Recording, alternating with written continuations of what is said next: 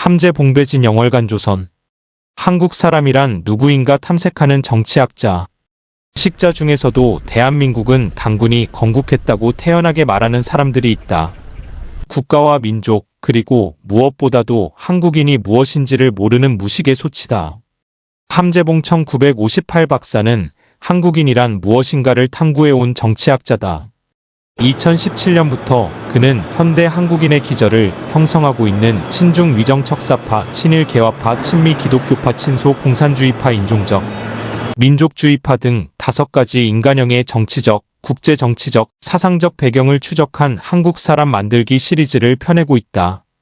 전 6권을 목표로 하고 있는 이 대작은 3분의 2가 나온 현재 이미 한국 사람이라는 정체성이 근대사에서 형성된 과정을 깊이 있게 탐구한 걸작으로 높이 평가받고 있다. 함재봉의 조부는 구한말 애국계몽운동가이자 목사로 이승만 정권 시절 부통령을 지낸 함태영 1873만 1964선생이고 아버지는 아웅산 테러로 순국한 한병춘 1932만 1983전 대통령 비서실장이다. 그는 할아버지 때 근대가 시작됐다. 신분 대신 실력이 나라를 만드는 시대가 된 것이다. 그 정신이 식민시대와 고도성장기를 거치며 대한민국 DNA를 만들었다. 어느 한 시대를 부정해버리면 대한민국을 설명할 수 없다고 말한다. 경제학도였던 함재봉은 부친이 타계한 후 어떤 경로로 대한민국이 여기까지 왔는지를 연구하기 위해 정치학으로 방향을 돌려 정치사상을 공부하게 됐다.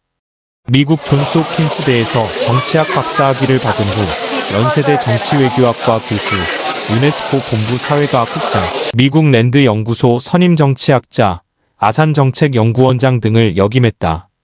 한국 정치의 한계. 한국에는 정치 팔러틱스가 없다. 복수 리벤지만 있을 뿐이다. 한국의 정권 교체는 복수극이다. 전직 대통령들은 암살되거나 자살하거나 탄핵되고 감옥에 간다. 복수는 또 다른 원한을 낳고 그 한을 풀기 위해서 새를 불리고 표를 모아 선거에서 이김으로써 한풀이를 한다. 민주주의의 상징인 수평적 정권 교체는 한국 정치의 정근대성, 원시성이 가장 적나라하게 드러나는 순간이다. 복수는 인간 사회의 가장 원초적인 규범이다. 동서고금을 막론하고 정의는 복수와 동일시되었다. 반면 민주공화정은 복수를 금하고 공적 차원의 사법 질서를 통해 정의를 구현하고자 하는 체제다. 복수는 민주사회에서는 용납될 수 없는 야만적인 행위다. 그러나 한국 정치는 복수의 악순환일 뿐이다. 한국은 절차적 민주주의를 정착시켰다. 그러나 투표 결과도 자신이 지지한 후보나 당이 패배한 경우에는 승복하지 않는다. 법원의 판결도 자신이 바라던 것과 다르면 받아들이지 않는다. 내가 기대했던 것과 다른 투표 결과는 부정선거 때문이고 내가 원했던 것과 다른 판결은 판사가 편파적이었기 때문이라고 한다. 표결, 판결과는 무관하게 내가 믿는 진실은 따로 있다. 해결책은 어떻게 해서든 정권을 교체해서 부정선거를 저지른 세력과 편파적인 판정을 한 사법제도를 청산하는 것뿐이다. 한국의 민주주의는 복수의 도구에 불과하다. 정치의 선결 조건은 공적 영역의 발달이다. 복수는 개인이나 집안, 씨족, 학파, 당파 등의 단위에서 작동하는 규범이다. 경제는 개인과 가족, 기업이 먹고 사는 문제다. 다시 말해서 복수와 경제는 모두 사적 영역의 문제들이다. 반면 정치는 개인적인 원한이나 사적 이해관계를 초월하여 공적 영역이라 불리는 공동체와 국가의 차원에서 정의를 실현하고 공화와 공영, 카먼웰스를 추구하는 행위다. 정치는 공적 영역에서만 가능하다. 아무리 민주주의를 통하여 시민 모두의 정치 참여가 보장되어 있다 하더라도 그 참여가 공적 영역의 형성을 통하여 이루어지지 않는다면 그 민주주의는 포장에 불과하다.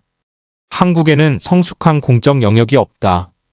정당이고 정치인이고 공동체를 위하여, 국가를 위하여 개인적인 원한을 누르고 사적인 이해관계를 희생하는 모습은 찾아보기 힘들다.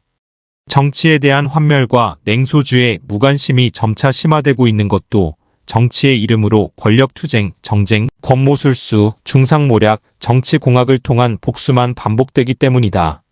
나라와 공동체의 공익을 생각하는 것보다는 개인, 집안, 지역, 파벌, 정당의 사익만을 취하고자 적나라한 투쟁을 전개한다. 민주주의가 복수의 도구로 전락하였고 공적 영역이 부재한 한국의 정치가 설 자리는 없다. 정치가 없으니 한국이 직면하고 있는 문제들은 해결이 불가능하다. 한국은 이념 갈등, 빈부 갈등, 노사 갈등, 세대 갈등, 종교 갈등, 남녀 갈등으로 사분오열되어 있다.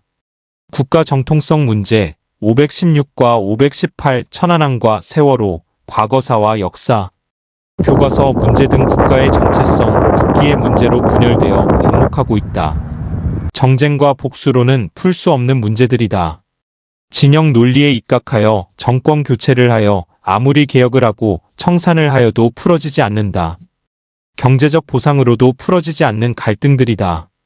공적 영역에서 정치를 통해서만 풀 수 있는 문제들이다. 정치는 어렵다. 개념도 어렵고 실천하기는 더 어렵다. 정치를 제대로 하고 있는 나라가 한 손에 손꼽을 정도로 적은 이유다. 정치란 자연스러운 것도 당연한 것도 아니다. 경제가 발전하여 물질적인 조건이 충족된다면 저절로 열리는 새로운 단계가 아니다. 인류가 진화하고 사회가 발전하면 응당 도달하게 되는 역사의 종착점도 아니다. 정치는 인류의 절대 다수에게 너무나도 친숙한 전제주의나 가부장제와는 근본적으로 다른 제도, 사고방식과 행동 양식, 세계관과 가치관을 의식적으로 함양하고 실천할 수 있을 때만 만들어지고 유지할 수 있는 지극히 인위적인 체제다. 정치는 만들기도 실천하기도 지속하기도 어렵다. 트럼프는 보수주의자인가? 2024년 미국 대선을 보고 있으면 보수주의란 과연 무엇인가? 라는 질문을 하게 된다. 특히 공화당 대선 후보인 트럼프의 정책들을 보면 그렇다. 레이건 전 대통령 이후 미국의 보수주의란 사회적 보수주의, 강력한 대외 정책, 경제적 보수주의의 새 기둥이 떠받치고 있었다. 사회적 보수주의란 오래된 제도와 관행에 대한 존중을 뜻한다. 기존의 제도와 관행은 수많은 시행착오를 거쳐 어렵게 만들어진 것인 만큼 소중하지만 또 쉽게 부서질 수 있는 것이라고 믿는다. 진보주의자들이 기존의 제도는 엘리트들이 자신들의 기득권을 유지하기 위한 불평등 구조라고 여기고 따라서 개혁과 혁명을 통해서 무너뜨리고 새로운 것들로 대체해야 한다고 생각한다면 보수주의자들은 안정된 제도와 관행을 창출하는 것이 얼마나 지난한 일인지 알기에 기존의 것들을 말 그대로 보수하고자 한다. 종교와 가족의 중요성을 강조하고 낙태를 반대한 것도 전형적인 사회적 보수주의의 모습이다. 강력한 대외 정책 역시 미국 보수주의의 특징이었다. 레이건은 강력한 반공주의를 앞세우며 미국이 자유, 진영의 지도자 역할을 하면서 우방국들과 함께 자유민주주의와 시장경제를 위협하는 공산 진영과 맞섰다. 이라크의 사담 후세인, 리비아의 카다피 등 독재자들이 중동의 지역 질서를 위협하면 미국의 보수주의자들은 군사 개입을 서슴지 않았다. 한미동맹, 미일동맹, 나토를 가장 적극적으로 지지한 것도 공화당의 보수주의자들이었다. 경제적 보수주의란 개인의 선택을 통한 시장의 자율적인 작동보다 효율적으로 부를 창출하는 기제는 없다는 신념이다. 정부가 개인이나 가족, 시장에 개입해서는 안 된다는 이념이었다. 정부, 특히 연방정부는 작을수록 좋고 주, 기업, 가족, 개인의 자율성을 최대로 존중해야 한다고 믿었다. 레이건은 물론 미국 보수주의자들의 경제 멘토였던 밀턴 프리드만의 명저 선택할 자유의 제목이 말해주듯이 정부의 개입 없이 개인들의 선택이 시장을 통해서 존중될 때 비로소 개인의 자유도 지킬 수 있고 국부도 창출할 수 있다고 믿었다. 트럼프는 미국 전통 보수주의와는 거리가 멀다. 그는 우선 포퓰리스트다. 포퓰리스트란 엘리트들과 기존의 제도들에 대한 깊은 불신에서 출발한다. 엘리트들이 공익을 창출하고 지키기보다는 자신들의 기득권을 유지하고 확대하는 데만 혈안이 되어 있다고 믿는다. 따라서 기존의 제도와 관행들을 모두 무시해도 된다고 생각한다. 선거 결과에 대한 겸허한 수용, 평화적 정권 교체의 전통 등을 모두 무시한 최초의 대통령이다. 트럼프는 강력한 고립주의 외교정책 노선을 채택했다. 미국 우선 정책을 내걸고 동맹국과 우방들과의 안보 협력에 비판적일 뿐만 아니라 미국이 우크라이나 전쟁 등에 개입하는 것을 반대하면서 미국은 국내 문제를 우선시해야 한다고 주장한다. 경제 정책에 있어서도 전통적인 공화당이 세금 감면, 규제 완화 같은 문제에 집중한 반면 트럼프는 경제적 민족주의를 강조한다. 무역 정책에 있어서도 트럼프는 전통적인 미국의 보수주의자들과 공화당원들이 지지하는 자유무역 협정에 대해 비판적인 태도를 보이며 무역에 대해 보호주의적인 입장을 취했다. 그의 재임 기간 동안 미국은 중국을 포함한 여러 국가에 파격적인 관세를 부과하면서 무역 전쟁을 이어나갔다. 트럼프는 이민에 대해서 강경한 입장을 견지하면서 국경 장벽 건설을 추진하고 이민을 엄격하게 제한할 것을 공언한다. 이민의 나라인 미국의 보수주의자들이 보다 온건한 이민 정책을 채택해 오던 것과는 사뭇 다른 모습이다. 수사와 스타일에 있어서도 트럼프는 과거의 보수주의자들과 전혀 다르다. 미국의 역대 공화당 대통령들이 점잖은 어법과 전통 예절을 중시한 것에 비하여 트럼프는 직설적이고 대립적인 언사가 장기다. 상대방의 인격과 인종, 성별, 계층, 종교, 지역 등을 존중하면서 세심하게 접근하는 대신 직설적으로 포퓰리스트다운 인종차별, 성차별, 계층차별, 종교차별, 지역차별 언행을 서슴지 않는다. 미국 정치 분석가들에 따르면 미국의 공화당은 이제 완전히 트럼프의 당이 되었다. 따라서 전통적인 보수주의의 모습은 트럼프의 공화당에서 찾아볼 수 없게 되었다.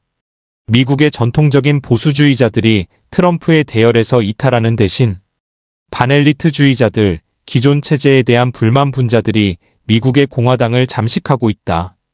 이번에 트럼프가 또 당선된다면 미국의 전통적인 보수주의자들은 공화당을 떠나 새로운 당을 차릴 수밖에 없을 것이다. 미국 정치가 기로에 서 있다. 2024 미국 대선이 중요한 이유다. 일론 머스크와 규제. 테슬라, 스페이스X, 스타링크, 엑스트위터 등을 소유하고 있는 세계 1위의 갑부 일론 머스크가 2024년 미국 대통령 선거에서 트럼프 전 대통령을 적극 지지하고 나섰다. 트럼프를 지지하는 슈퍼팩 슈퍼정치행동위원회에 매달 4,500만 달러 약 620억 원을 기부하겠다고 공언하고 경합주 주민들 중 미 수정헌법 1, 2조 지지 청원자들을 대상으로 추첨을 통하여 매일 100만 달러 약 14억 원을 주겠다고 선언한 후 트럼프와 동반 유세를 시작하였다. 트럼프로서는 천군만마를 얻은 셈이다. 머스크는 원래 열성민주당 지지자였다. 전기자동차와 우주탐사를 적극 지원한 오바마 전 대통령의 친구이자 후원자였다. 테슬라는 환경주의자들의 적극적인 지지를 받았다. 미국의 환경주의자들의 절대 다수는 민주당원들이다. 전기자동차의 확산을 누구보다도 강조해온 조 바이든 대통령도 적극 지지하였다. 그렇다면 머스크는 왜 언제부터 민주당의 등을 돌리고 트럼프와 공화당을 지지하기 시작하였나? 정부 규제 때문이다. 2021년 8월 바이든 미국 대통령은 전기자동차의 확산을 축하하고 권장하기 위해 전기자동차 정상회의를 개최한다. 이 회의에는 GM, 포드, 스텔란티스가 초대되지만 정작 테슬라는 초대받지 못한다. 당시 GM의 미국 전기자동차 시장 점유율은 1.5%, 포드는 1.3%에 불과했고 스텔란티스는 0%였다. 테슬라가 초대받지 못한 것은 민주당의 막강한 지지 세력인 미국 자동차 노조 UAW의 반대 때문이었다. 테슬라가 자동차 노조의 지부 결성을 반대하였다는 이유 때문이었다. 머스크는 민주당의 환경주의자들이 환경보호의 이름으로 전기자동차를 적극 장려하면서도 정작 환경보호에 앞장서고 있는 자신의 전기자동차 회사 테슬라를 무시하는 것은 있을 수 없는 일이라고 반발하면서 바이든에 대한 지지를 철회한다. 그리고 이번 대선에서는 바이든의 후계자인 해리스 대신 트럼프를 적극 밀기 시작하였다. 최근 머스크는 캘리포니아의 한 위원회 캘리포니아 코스털 커미션과 법정 분쟁을 시작하였다.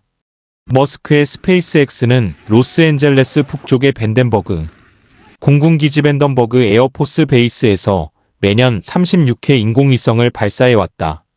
최근 스페이스X는 발사 횟수를 1년에 50회로 늘릴 것을 결정하고 밴덴버그 공군기지를 운영하는 미국 국방성의 허가를 받은 다음 캘리포니아의 한 위원회에 허가를 신청하였다. 그러나 위원회는 환경에 대한 위협, 그리고 머스크가 트럼프를 지지하면서 적극적으로 정치활동을 시작하였다는 것을 이유로 허가를 거부하였다. 그러자 머스크는 위원회를 고소하였다. 머스크는 최근 다양한 석상에서 캘리포니아의 규제에 대해 비판하는 발언을 이어가고 있다. 그는 한자리에서 테슬라의 기가 공장 GIGA 팩터리를 짓기 위해 텍사스에서는 인허가에서 완공까지 18개월 걸리는 반면 캘리포니아에서는 18개월 내에는 인허가 절차조차 끝낼 수 없다고 하였다. 중국에서는 인허가에서 완공까지 불과 16개월밖에 안 걸렸다는 말도 첨언하였다. 트럼프는 자신이 미국 대통령에 재선될 경우 머스크를 규제개혁 차르에 임명하겠다고 한다. 차르자란 제정 러시아의 황제에 대한 호칭으로 미국에서는 막강한 권한을 휘두르는 정부 관리를 호칭하는 데 쓰인다. 실제로 머스크는 2022년 10월 트위터를 인수하여 X로 회사 이름을 바꾼 후 트위터 인력의 80%를 감원하였다. 개인 회사인 스페이스X는 미국의 항공우주국 나사의 NASA 예산보다 훨씬 적은 액수로 나사도 못하는 우주 탐사를 이끌고 있다. 최근에는 역사상 최초로 우주선 발사체를 발사한 후 폐기시키지 않고 발사대로 되돌아오도록 하는데 성공하면서 우주 탐사의 새로운 장을 열었다. 트럼프는 머스크야말로 낱마처럼 얽혀있는 미국의 규제를 일거에 없앨 수 있는 적임자라고 추켜 세우고 있다. 트럼프가 과연 당선이 되고 머스크를 규개혁 차르에 임명할지는 두고 볼 일이다. 분명한 것은 미국에서도 규제 문제로 머스크와 같은 기업가들이 강하게 반발하고 있다는 사실이다. 규제는 창의력과 효율성, 생산성을 죽인다. 미국 대선의 결과가 주목되는 또 한 가지 이유다.